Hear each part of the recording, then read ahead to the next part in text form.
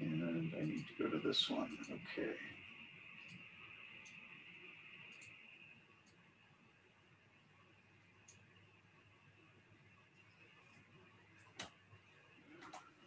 Perfect. Okay, so Shabbat Shalom, everybody. Shabbat Shalom, Rabbarona. So this Shabbat, as many of you I'm sure know, we read Parshat Shemini.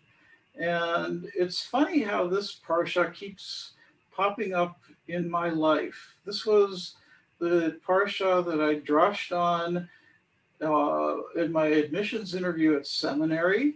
And I had a audition at another synagogue in New York State, my second year in seminary, on this parsha, and here I am again. It's funny how it just keeps popping up, and it has one of the most confounding events in all of Torah.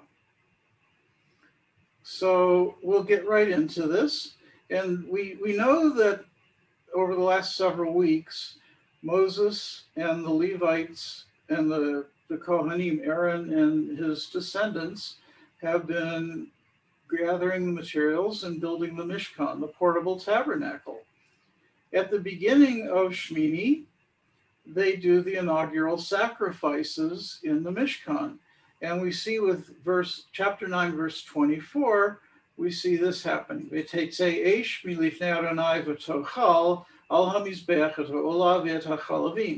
That fire came forth from God and consumed on the altar the olah offerings and the fat offerings. Okay, so God, basically what this means conceptually is God accepted the inaugural offerings that were offered by the priests in the Mishkan. This is a good thing. Yay! God's happy. Everybody's happy. You know, the people saw Vayaronu. There's that name again. And they proclaimed exultingly, Vayiplu al Panehem, and they fell on their faces. You know, they were just, overcome with emotion because God accepted the communal sacrifices at the altar in the Mishkan. So then after that, we have this very mysterious event. Aaron's two eldest sons, Nadav and Avihu.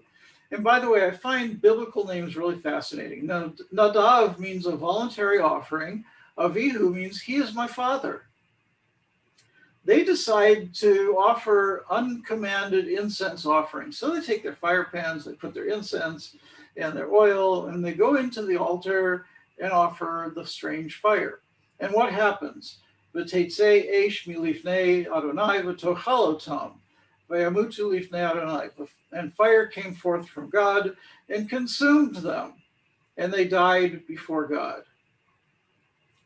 So what's the problem that we have here? If you look at the text that I've highlighted and bolded, you can see that the text is identical in both verses.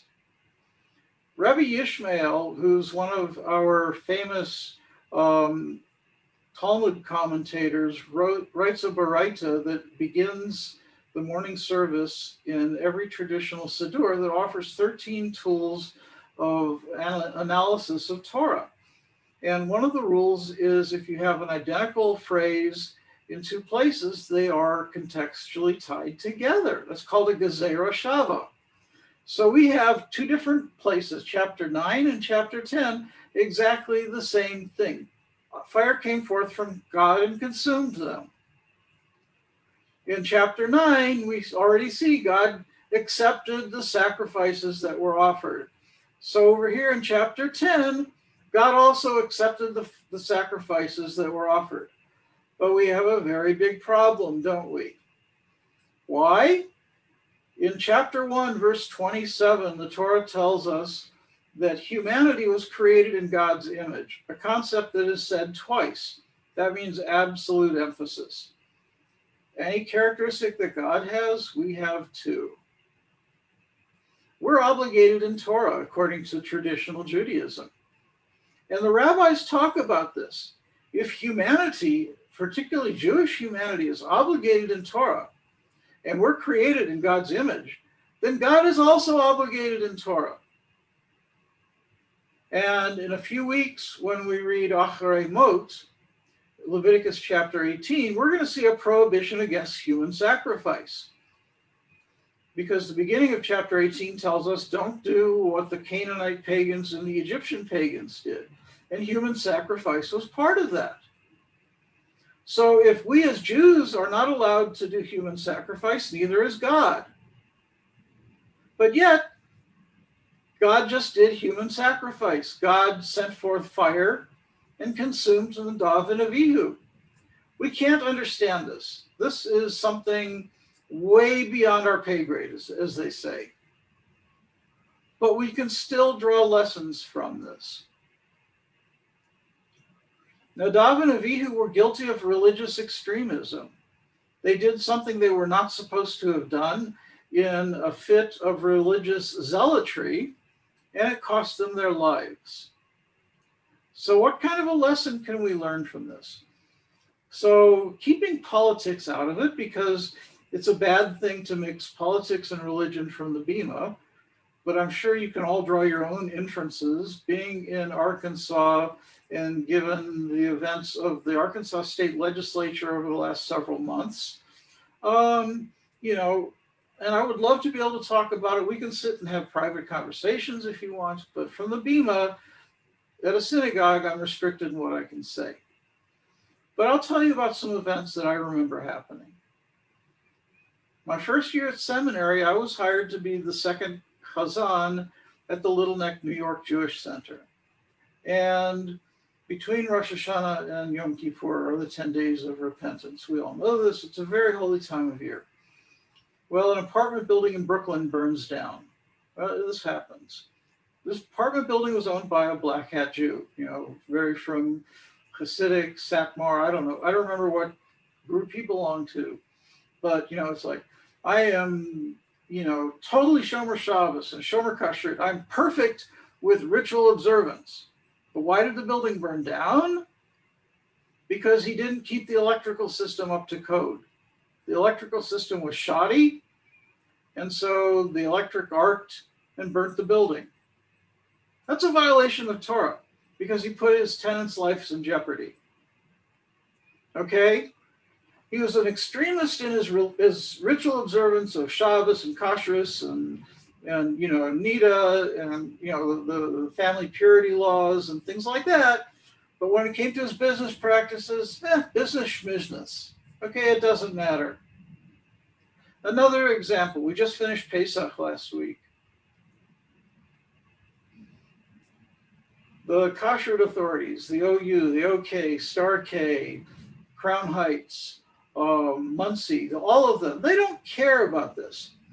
As long as the food is glatt kosher and as long as the Pesach observance is perfect, and the matzah, from the minute they grind the flour and add the water to the minute it's fully baked, it's less than 18 minutes.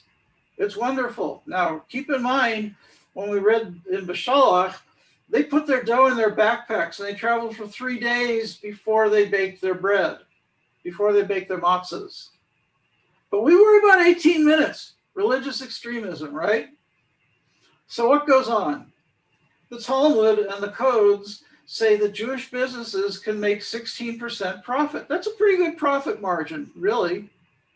And you cannot do predatory pricing. Yet, what do we see year after year after year with the Pesach food? The price doubles, triples, whatever. And you can't find the Chalav Stam anywhere in those stores. So you can only buy the J&J cream cheese, which is Chalav Yisrael. You can't find the Kraft Philly cream cheese in that store. The same with the butter, the same with the cottage cheese. You go to other stores and you'll find those products. But in the store with the kosher department, you're not going to find the Kraft Philly cream cheese that's kosher or Passover. Of course not. That's $2 a brick, whereas the J&J is $8 a brick. Predatory pricing. You talk to the kashrut authorities, they don't care. They don't want to do anything about it. They can't be bothered because it's not about ritual observance. It's religious extremism at its finest. A few years ago, I think when I was a student, there was this kosher butcher in Muncie, one of the great hubs of Black Hat Judaism in Rockland County, New York. And this guy, totally Shomer Shabbos and Shomer Kashrut and everything. He's running a butcher shop. He decides he needs to make a few extra bucks. He's selling tray chickens and putting the OU holographic stickers on the outside of the package of these tray chickens, selling them as kosher. Total fraud move. And there was such a huge stink about that. That one they did something about. But, business practices the Orthodox authorities don't care about. Leaving women in aginut, common thing, happens all the time. In other words, not granting them a religious divorce so they can't remarry, happens all the time. But they're Shomer Shabbos, they keep kosher, they practice Taharat Mishpacha, the family purity laws, but this other stuff, who cares? So anyway, there's so much that we see in religious extremism. When you look at the Christian Bible, the book of Matthew, I like to call Jesus' greatest hits. Why? He said that his greatest commandment was first love God with all your heart, your soul, and your might. Kind of like our V'ahavta. And then love your neighbor as yourself, which we have in Parshat Kedoshim in Leviticus. That's what he says is their greatest command. Then you also have judge not lest you be judged, for what you see as a splinter in their eye is a log in your eye.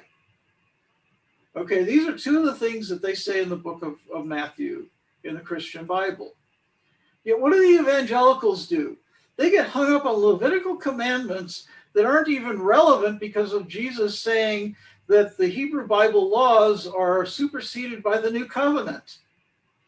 And they don't follow the laws of kashrut, they don't follow the laws of Shabbos, but if somebody dares follow some particular laws that they've cherry-picked, oh my God, what a major shanda, right? That's religious extremism at its finest. It's pure hypocrisy because they are being totally judgmental. This is a big problem, my friends. So when we see these kinds of things, we have to know these kinds of things. That's why I've had to learn the Christian Bible as well, so I can challenge them when I come across it.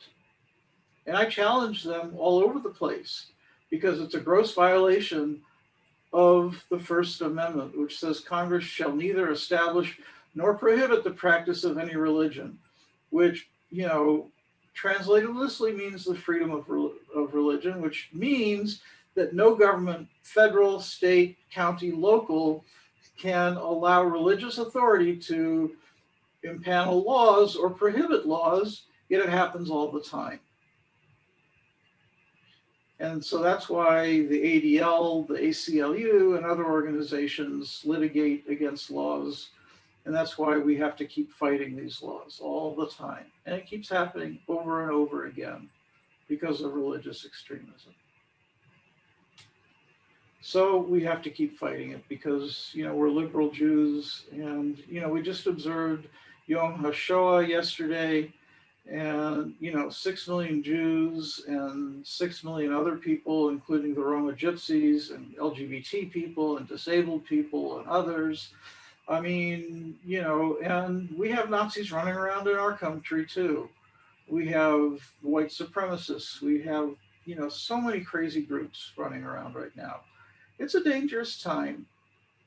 But, if we are white passing, we can hide our Yiddishkeit if we want to. But there's people in the country that can't hide who they are. So remember, as it says in Pirkei Avot, Lo alecha ligmor malacha. You're not obligated to finish the work. Lo alecha lehibatel mimena.